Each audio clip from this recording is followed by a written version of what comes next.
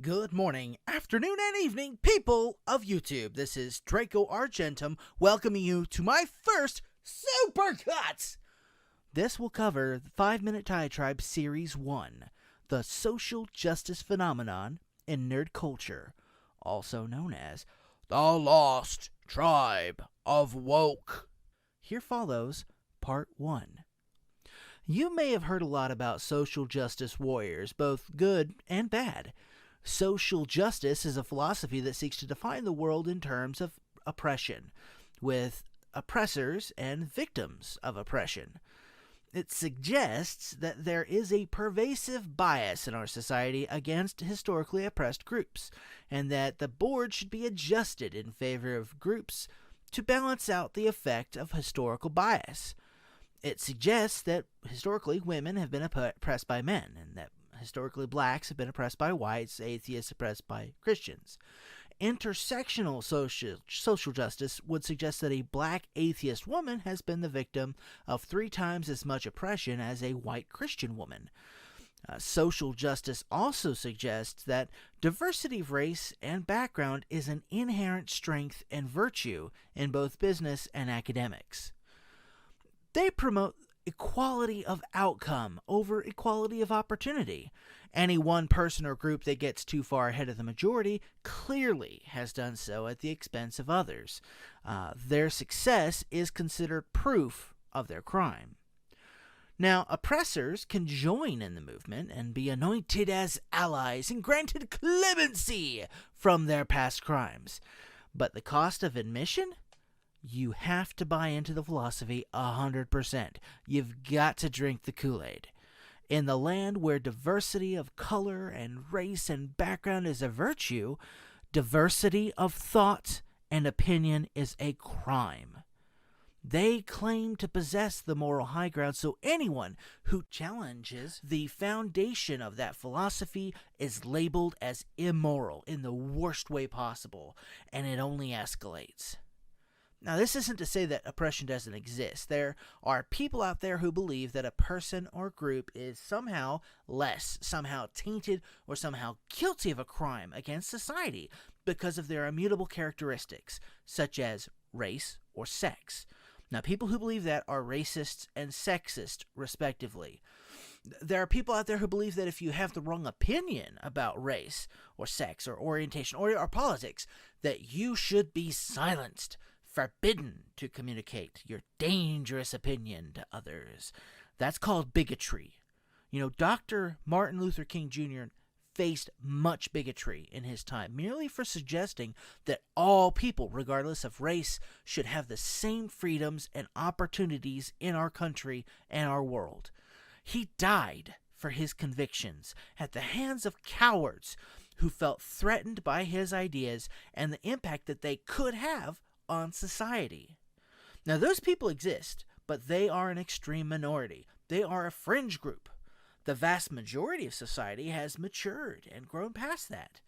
But social justice activists suggest that bigots and racists are an invasive cancer in our society, and unless you accept the tenets of their philosophy, unless you buy in, claim your victimhood, beg for clemency, then you too are a part of the cancer in society.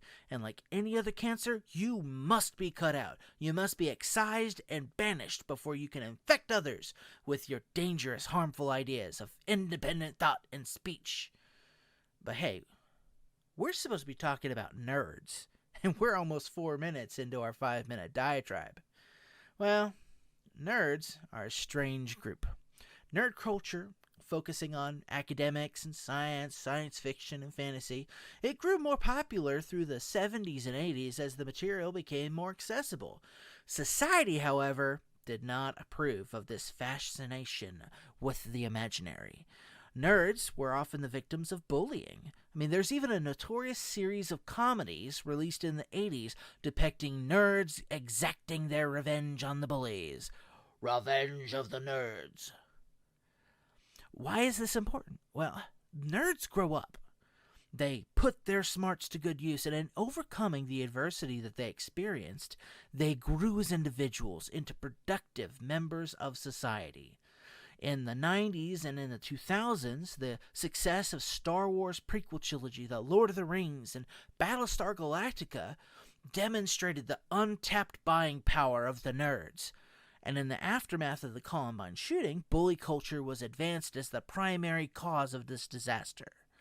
With bully culture on focus, nerds were perfectly poised to become the next big victim group.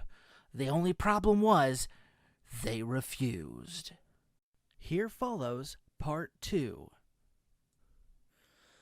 Before you stands a typical nerd in his native environment.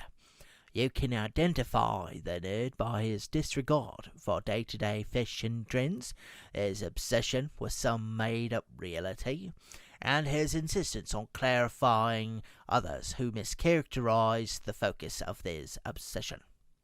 Here stands Billy. See his thick eyeglasses, correcting for an astigmatism caused by excess reading in poor light. Note his pre-calculus textbook just beneath his Star Trek paperback that he is determined to read in the closing minutes before class begins.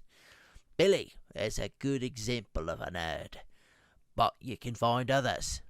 They're focused on Star Wars, anime, Pokemon, or 1,000 other subjects. While Billy may not exactly thrive in this environment, another one lies ahead in which he will thrive. Nerds have existed in a growing minority for decades.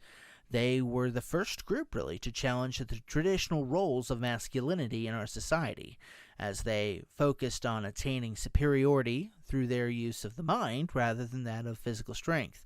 Work smarter, not harder. You can see this at work still today in academic bowls, debate tournaments, and in the pursuit for the perfect GPA. Society, however, has been reluctant to surrender more and more of their children to what traditionally were considered unproductive pursuits and a waste of time. The social pressure can manifest in many ways, from sources both within and without the family. It's caused many nerds to band together into tribes of shared interest, bridging traditional racial and gender barriers. Really, anyone was welcome to join a Star Wars discussion so long as you knew what you were talking about, you could prove it if you were challenged, and you could accept your error if you were proven wrong. I myself was subject to a significant amount of social pressure, both external and internal to my family.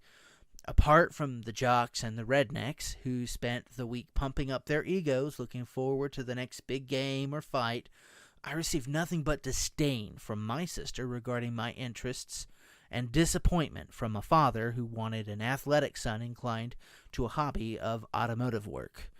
I didn't neglect my academic work, but the fantastic world of J.R.R. Tolkien had held a unique fascination for me. Over the course of high school, I read The Lord of the Rings and The Hobbit several times through, and while I could never press acclaim for excelling at sports or really being sociable, I was very proud of my grades and of my mastery of Tolkien lore. My imagination was a vehicle that carried me away and inspired me even then to write, to create, and still does. Nerds developed important skills and characteristics through their adversity. They learned how to persevere in the face of challenge and how to retain their identity when others criticized it. They learned to reject blind criticism while at the same time accept the valid criticism from worthy peers. They learned how to debate their points and defer to others who demonstrated greater mastery of a topic. They learned how to set aside instant gratification in order to achieve greater goals at a later time. And in a society that's moved more and more to the digital landscape, nerds have proven their worth to industry and government.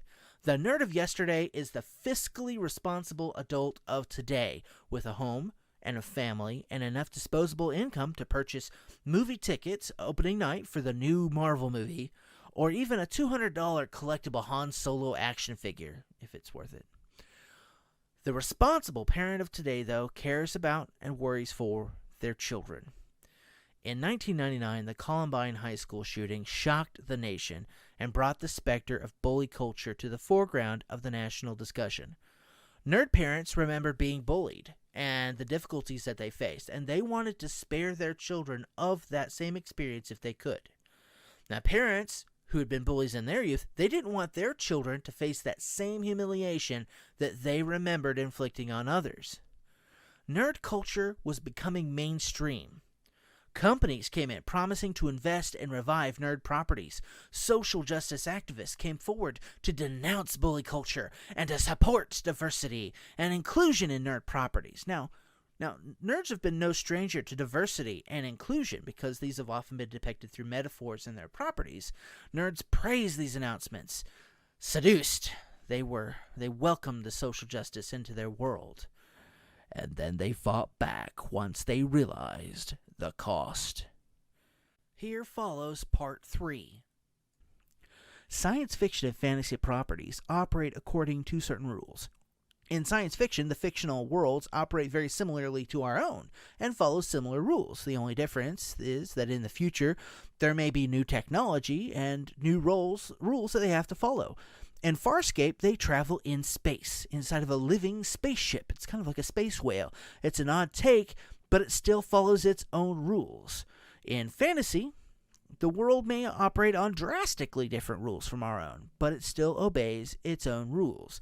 The Dresden Files follows the experience of Harry Dresden, wizard, private detective of Chicago, who really is just trying to keep up with the rent.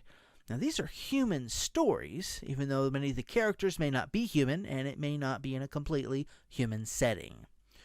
Star Trek was a television show that premiered in 1966 and followed the adventures of the crew of the Starship Enterprise. The show depicted a face-sparing humanity that embraced others, regardless of race, sex, or even species.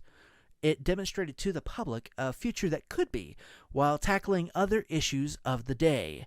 The long-standing rivalry between the Federation, Klingons, and Romulans served as a metaphor for the Cold War between the United States, USSR, and China. The sequel show, Star Trek Deep Space Nine, interacted heavily with the Cardassians and the Bajorans. The Cardassians were an example of a society that fell into a surveillance state, while the Bajorans were a society where the last several generations had either been slaves or members of a resistance movement that engaged in terrorist activities against the Cardassian occupation. Star Wars followed the adventures of Luke Skywalker, a farm boy from a desert planet that was pulled into an adventure beyond even his wildest imagination, with princesses, rebellions, and a magical ability called the Force. It has long since been cited as perhaps the perfect example of the hero's journey. Luke joins the rebellion, which consists of many peoples, many species, and many languages who oppose the Empire. By comparison, the evil Empire was predominantly comprised of humans, and supporting material insisted that the Empire was extremely racist against non-humans. In fact, the entire race of Wookiees had been labeled by the Empire as higher-order animals, and were enslaved to build the first Death Star. While there were not many female lead roles in the series, all of those characters were very intelligent, willful, and were considered respected leaders within the rebellion. Other leaders and heroes of the rebellion were aliens, and some were rather unpleasant to look on, and that was by design. One example of this is Admiral Akbar, who regrettably later became more widely known on the internet as a meme. By the mid-2010s, many of these properties had been dormant for a decade or better. When Disney purchased Lucasfilm and announced a new series of Star Wars movies, the fandom was jubilant. Kathleen Kennedy had the approval of George Lucas as she vowed to treat the property and characters with respect as it moved forward. With the box office success of the Kelvin Trek timeline, CBS was happy to announce a new Star Trek television show that would be updated with modern-day themes. Fans were hopefully optimistic as companies with strong social justice leanings promised good writing, relevant topics, and respect towards the story and the characters. Fan speculation was rampant about what direction their favorite properties would move in. Social media websites such as Facebook, Twitter, and YouTube swelled with chatter and rumors. But many Star Wars fans were dismayed when Disney Lucasfilm announced in 2014 that the Star Wars Expanded Universe would be removed from canon and rebranded as Legends. For 30 years, the expanded universe had been the only supplementary material to cover the events after Return of the Jedi, and with a snap of their fingers, a la Thanos, Disney Lucasfilm turned it all into fanfiction. Now, many of these books have been looked down for bad writing, but some, such as the Thrawn trilogy, had become fan favorites. It was speculated that Disney wanted elbow room for their own Star Wars and room for new stories. Star Trek fans learned in 2015 that unlike all previous Star Trek series, the Star Trek Discovery would be a streaming service exclusive and would never see any time on CBS public television. No strangers to speculation, hopeful optimism began to sour among nerds as they waited to see how the cards would fall. Here follows Part 4. Star Wars fans had voiced skepticism over Disney Lucasfilm's choice to decanonize the expanded universe, but most ran headlong into theaters to devour Episode 7, The Force Awakens. After 10 years without a major Star Wars film, fans and consumers alike pushed The Force Awakens to break box office records. The majority of consumers had nothing but praise for the movie. Many fans expressed concern about character, plot, and storyline elements that were not exactly consistent with prior releases, but they expected an explanation in the sequel. Other fans, however, were enraged by what they saw as a betrayal of one of their favorite characters, Han Solo. Disney moved forward with their first Star Wars story, Rogue One, which chronologically took place immediately before A New Hope, and was received by many fans favorably as a return towards classic Star Wars. At the same time, CBS had released Star Trek Discovery exclusively on their streaming service. The show, set 10 years prior chronologically to the original television show, drew in fans of the original material who found a very different property awaiting them. Fans critical of the show pointed out plot and character elements that stood in direct conflict with established Star Trek canon. The main character, Michael Burnham, was often described as a Mary Sue, an infallible character who always has the solution or the moral high ground in whatever situation they find themselves in. Critics complained of lazy writing and flat, uninteresting characters. In further departure from prior series, Star Trek Discovery was the first to drop the F-bomb, and has since prided itself on its progressive values, which many fans complain came at the expense of good writing. Fan theories exploded all over YouTube and other social media platforms as Episode 8, The Last Jedi, neared release. Some fans, angered by The Force Awakens, boycotted the film, while others eagerly flocked to the theater to get closure for their unanswered questions and theories. Instead, the fans were subjected to a series of unfortunate, subverted expectations. After a huge opening weekend, The Last Jedi ticket sales plummeted. Fans lashed out with complaints of shoddy writing, terrible character choices, and a betrayal of Luke Skywalker and his legacy. Many critics complained that the story was a hasty assemblage of connect the dots, moving from one social justice message to another. Fan backlash was still strong 7 months later when the second Star Wars story, Solo, hit theaters. While regarded as fair, Solo by Ron Howard became the first Star Wars movie to bomb at the box office. Social justice activists were shocked by the negative response from the fandom. They had underestimated the loyalty to these properties and the resentment that would come about through their damage. Marketing campaigns for these properties had utilized gratuitous amounts of nostalgia, and it was being proven for the double-edged sword it is. Nostalgia draws in fans of the original properties, which can be attractive for businesses who see a lucrative immediate ticket sale boost. But fans drawn in by nostalgia are given the expectation that the new material will be comparable and consistent with the original. If performed correctly, like in the case of the YouTube series Cobra Kai, nostalgia can reap incredible gains for the franchise.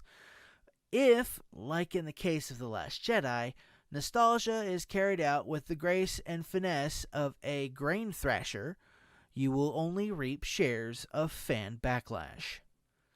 Social justice activists had no reasonable answer to this fan backlash. Hailed as the most progressive, the most inclusive Star Wars and Star Trek to date, the social justice mouthpieces declared that they had achieved the highest moral ground possible, kind of like claiming Mount Everest for themselves. Anyone who challenged them or the franchises that they had hijacked were deemed in their eyes as immoral. Merely questioning the narrative was considered proof of one's immorality.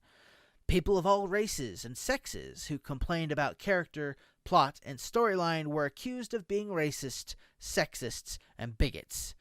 Resistance to the social justice subversion of these franchises itself was labeled as toxic. Any attempt to defend oneself was taken as further proof of your toxicity. The mainstream media, long since infiltrated by the social justice agenda, promoted the message that any resistance was toxic. Resistance was futile. Here follows Part 5, the conclusion. 2016 Ghostbusters. 2017 The Star Wars The Last Jedi. 2017 Star Trek Discovery. 2018 Black Panther. 2018 Doctor Who Series 11. 2019 Captain Marvel. All of these properties featured social justice themes such as evil men, incompetent men, all-knowing women, colonialism, class and racial inequality, anti-capitalism, and animal cruelty. Nerds and geeks questioned the use of these themes as they relate to current events in our world as being used as major plot points in what they felt were supposed to be fantasy or science fiction settings. User review websites such as Rotten Tomatoes overran with negative reviews. Redditors and YouTubers made their opinions clear. But the mainstream media's answer to this negative backlash was to label anyone who complained as a racist, a sexist, a bigot, or worse, a toxic fan. Media websites published articles where actors, producers, and directors called out any detractors as toxic fans and a threat to society.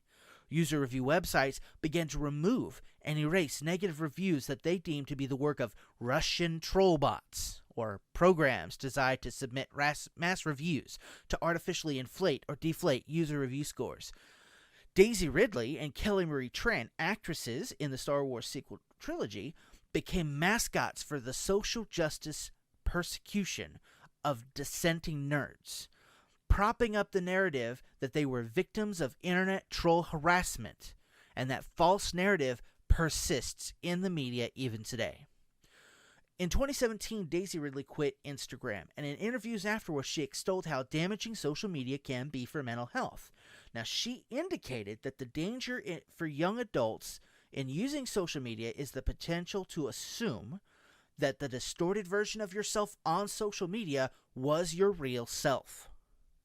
In 2018, Kelly Marie Tran likewise quit Instagram and posted an editorial through the New York Times describing the difficulties that she had experienced throughout her life with meeting modern beauty trends as promoted by the mainstream media and in gaining entrance to Hollywood due to her ethnicity and background. It is vitally important to recognize that nowhere in her editorial did she discuss social media or fan backlash through the internet. That information was inserted by an editor, a New York Times editor, in an editor's note preceding her message. In follow-up interviews, where the two issues have been conflated together, her answers regarding the editorial and those about social media have always been carefully separate. The mainstream media now force feeds the normal, everyday nerd a message that implies that they are racists, sexists, homophobes, or even Nazis if they don't like the new social justice propaganda. We quiet, we average, everyday nerds are suddenly told that we are no longer fans, but we are toxic elements of society. We are a threat to others, and we must be silenced to prevent our message, our toxic ideas, from spreading to others.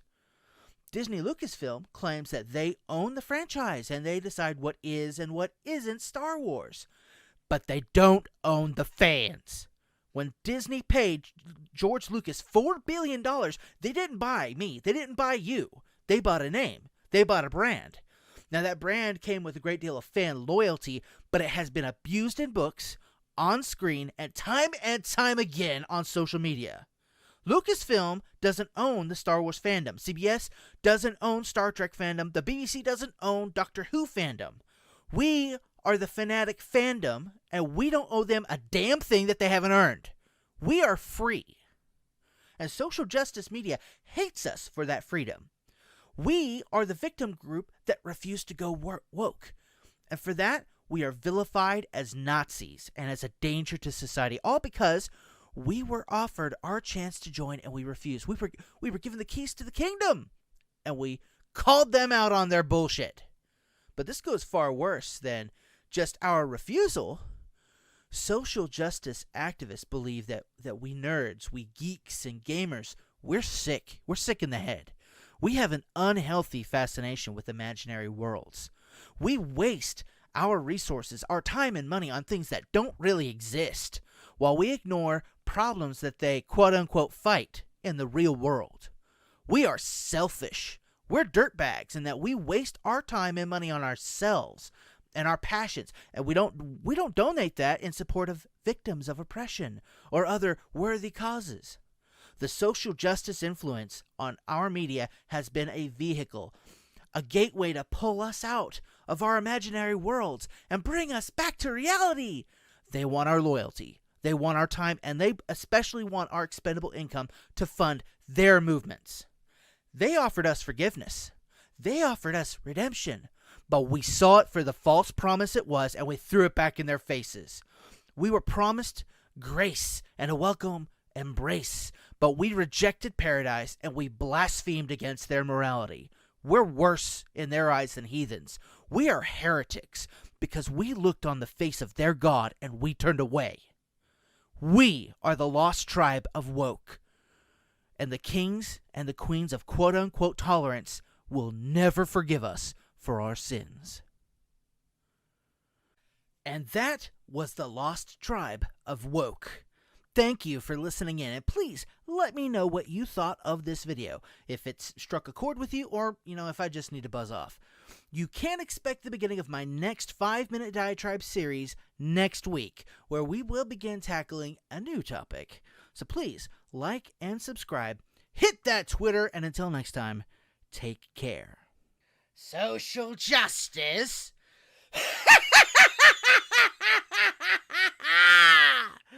I'll show you a crime with a real punchline.